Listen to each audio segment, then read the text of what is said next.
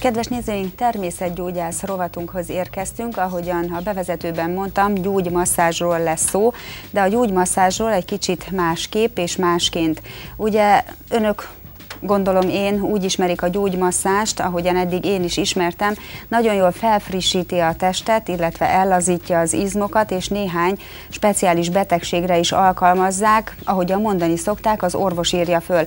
De a természetgyógyászok másképpen is alkalmazzák, az emberek egészségügyi állapot felméréseként, mint módszerként is alkalmazzák napjainkban. Radickiné Szendrei Gyöngyit hívtam meg mai beszélgetésünkre, aki minden nap ezzel foglalkozik. Jó estét kívánok, üdvözlöm!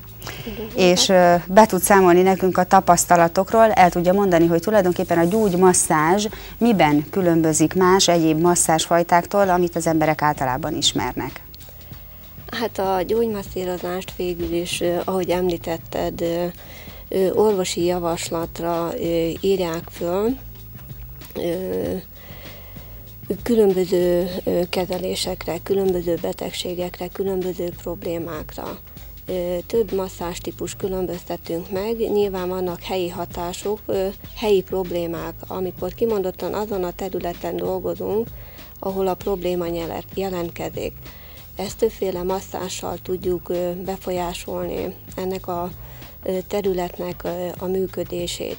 A különböző fogások, ingerek révén tudjuk befolyásolni a sejtek, illetve a szöveteknek a működését, és ezáltal hatunk a bőrre, a bőr alatti kötőszövetre, az izomzatra, az idegrendszerre, a vér, illetve a nyirok keringésre egyaránt.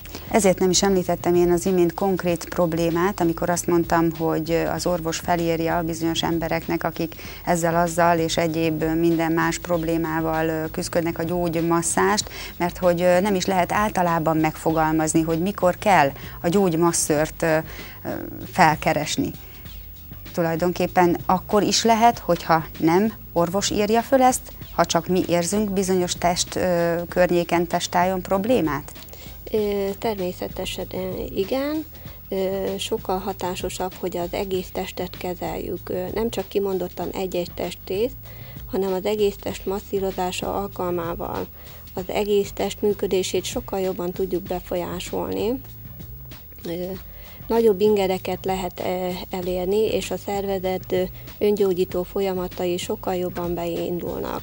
Egy masszírozás alkalmával nyilván a külső jelek is már mutatják, hogy mivel fogunk találkozni. Itt gondolok különböző letapadásokra, görcsökre, feszülésekre, és ez fizikai szemmel egyrészt látható, és a munka során ez viszont tapasztalható, érezhető. És az a feladatunk, hogy ezeket a blokkokat, görcsöket oldjuk, és ezáltal a szervezet öngyógyító folyamatai magától beindulnak, javulnak. De ez még mind csak a felszín, mondhatnám így is, mert hogy ugye azt mondtuk, hogy a gyógymasszázsal egyfajta egészségügyi állapotfelmérést is el lehet végezni, tehát egészségügyi, fizikai és lelki helyzetképet lehet mutatni vele. Ez így van. Egy masszőrnek sok mindenben jártasnak kell lennie. Többféle masszázstípust érdemes megismerni, mivel egy masszírozás alkalmával nem csak a tüneteket tapasztaljuk, hanem nagyon sok esetben lelki problémák is felszínre kerülnek. Egy masszőrnek ebben is jártasnak kell lennie, hiszen beszélgetés közben sok mindenre fény derül, egyrészt a testi tünetekből, illetve a beszélgetés alkalmával kiderül, hogy milyen lelki problémák merülnek föl, és a masszőrnek ezt is tudnia kell kezelni, mert minden lelki probléma a testi tünetekre vezethető vissza, és igazából a kettőt együtt kezelve tudunk kellőképpen segíteni az embereknek.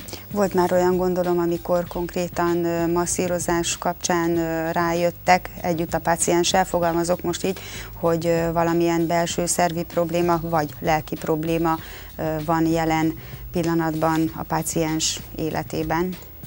Igen, hát minden eset egyedi, minden ember más, és nagyon sok példát tudnék említeni. Az egész testmasszírozás alkalmával az első fázisként a talpon kezdjük a masszírozást, és a talp reflexzónáiból már lehet következtetni, hogy a munka közben mivel fogunk találkozni, mire kell jobban odafigyelni. Nyilván ezt masszírozás közben megbeszéljük, és bizony a lelki problémák egyre gyakrabban felszínre kerülnek, és kezelhető, akár masszírozás közben is. És nagyon fontos, hogy a test és a lélek egyensúlya felállításában tudjunk segítséget nyújtani, de ehhez a masszőrnek sok területen jártasnak kell lenni. Például a reflexológia területén is, ahogyan most a talpmasszírozást említette. Milyen rendszerességgel ajánlott a gyógymasszást igénybe venni, és meddig tart egy ilyen kezelés? Hát a kezelés szintén egyénektől változik, attól függ, hogy mi a probléma.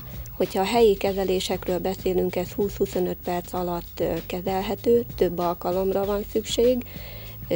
Egy teljes testmasszírozás esetében szintén több kezelésre van szükség. Ez mindig attól függ, hogy kinek mi a problémája, és ki hogyan reagál a különböző kezelésekre, mert minden embernél különböző reakciókkal találkozunk. Valaki hamar reagál a kezelések sorozatára, valaki egy kicsit később.